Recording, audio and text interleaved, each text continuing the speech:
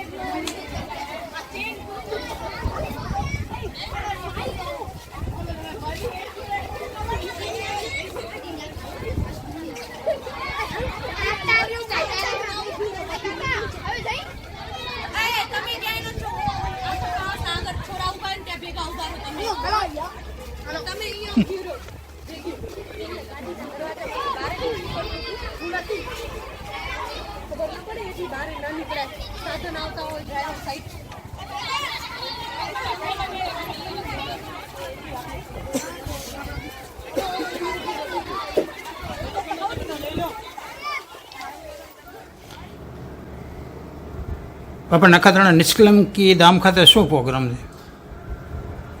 આજે નખત્રાણા નિષ્કલંકી ધામમાં બાળ શિબિરનું આયોજન કર્યું છે અને સંસ્કાર જે બાળકોને પૂરવાના છે એ સંસ્કાર પૂરવા નિમિત્તે અત્યારે તારીખ 31/5/2025થી કરી અને તારીખ 3/6/2025નો ત્યાં સુધી 4 દિવસનું અમે આયોજન કર્યું છે. કારણ કે આવનારી પેઢીને જો સંસ્કાર દેવા હશે તો આવા શિબિરો આપણે કરવા જ પડશે.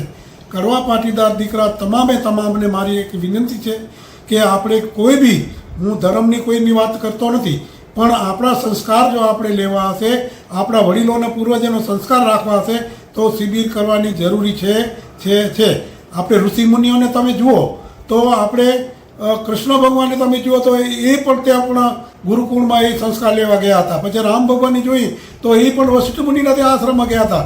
તો આવા બાળકોને, નાના બાળકો હતા એ ત્યારે પણ એમને પણ ગયા હતા. અને આજે પણ હું એમ કહું છું, આપણા તમામ કડવા પાટીદાર દીકરાઓને જો બાળ શિબિર કરશો તો આપણા સંસ્કાર વધશે અને આવનારી પેઢીમાં પણ સંસ્કાર જેમ વધશે તેમ દિવસે દિવસે વધતા જશે અને ભવિષ્ય એમને માટે ઉજળું છે. અસ્તુ. જે આ પાટીદાર દર્શનવાળા જે મારો આ ઇન્ટરવ્યૂ લીધું એનો પણ ખૂબ ખૂબ હું આભાર માનું છું. જય ઉમિયામાં, જય નિષ્કલંકી નારાયણ ભગવાન, જય લક્ષ્મી નારાયણ ભગવાન. અહીંયા જે નિષ્કલંક ધામ નખત્રાણા મુકામે બાલ શિબિરનું આયોજન કરવામાં આવ્યું છે, તે બાલ શિબિરમાં અત્યારે આજે 30/5/22ના 5 વાગ્યા સુધી 380 બાળકોનું રજિસ્ટ્રેશન થઈ ગયું છે. લગભગ 450ની આજુબાજુ સંખ્યા રહેશે અને આ બધા બાળકોને 3 ટાઈમ જમવાનું, નાસ્તો અને વચ્ચે 2 વખત નાસ્તો પણ આપવામાં આવે છે.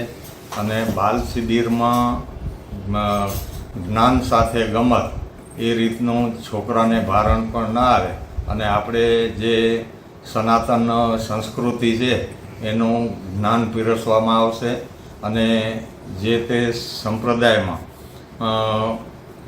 જે બાળકોનો ઉછેર થઈ રહ્યો છે એ બાળકોને એ સંપ્રદાયનું પણ જ્ઞાન પીરસવામાં આવે છે અને જનરલ નોલેજ પણ આ બાલ શિબિરમાં પીરસવામાં આવે છે. આ બાલ શિબિરમાં તજજ્ઞોની સંખ્યા 60ની આજુબાજુ છે. એમાં આ બહેનો અને ભાઈઓ છે તજજ્ઞમાં. અને આ બાલ શિબિરમાં 250ની આજુબાજુ બાલિકાઓ છે અને 250 આજુબાજુ બાળકોની સંખ્યા છે. અને અહીંયા આ જે બાળકોની રહેવાની નિવાસ વ્યવસ્થા છે એ સંપૂર્ણ લગભગ 80 રૂમ છે બધાના બાળકોના. અને આ બાલ શિબિરમાં જે વૈદિક ગુરુકુળ પ્રણાલી હતી એ પ્રણાલી ઉપર સવારના વહેલો ઉઠવાનું, પ્રાર્થના, નિત્યક્રમ, આ તે 5 વાગ્યા પહેલાં પરવારી જવું, પૂજાપાઠ કરી અને નિત્યક્રમમાં જોડાવાનું. આ રીતે બાળકોને આપણી ઋષિ પરંપરાનું જ્ઞાન અહીંયાથી આ શિબિરમાં આપવામાં આવે છે. અને આ શિબિર બહુ જ સારી છે. અને આ શિબિર પ્રેરણાપીઠ સંસ્થા દ્વારા આ યોજવામાં આવે છે. આ 93ની સાલમાં કરશનદાસજી મહારાજની પ્રેરણાથી આ શિબિરની, શામજી દાદાની આગેવાનીમાં આ શિબિરનું આયોજન વર્ષોથી થઈ રહ્યું છે. દર સાલ થાય છે.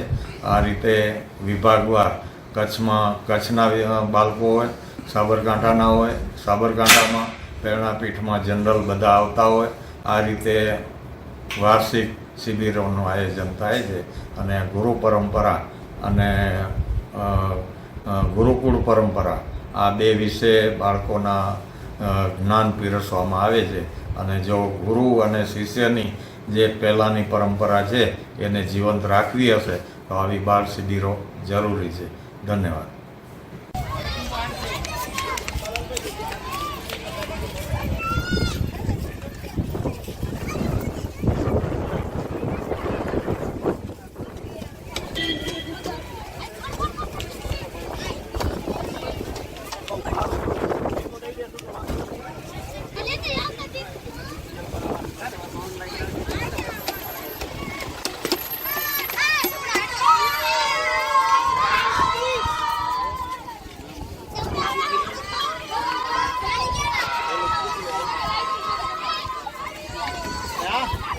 એટલે ઉતારી નહીં જ રાખો છોરાને કઈ પછી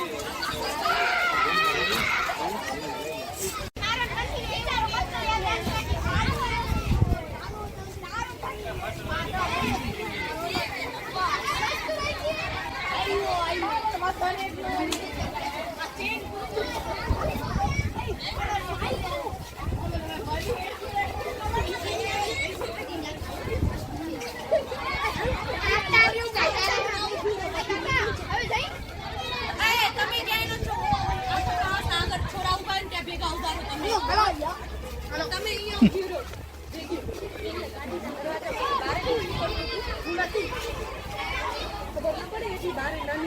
સાધન આવતા હોય ડ્રાઈવર સાઈડ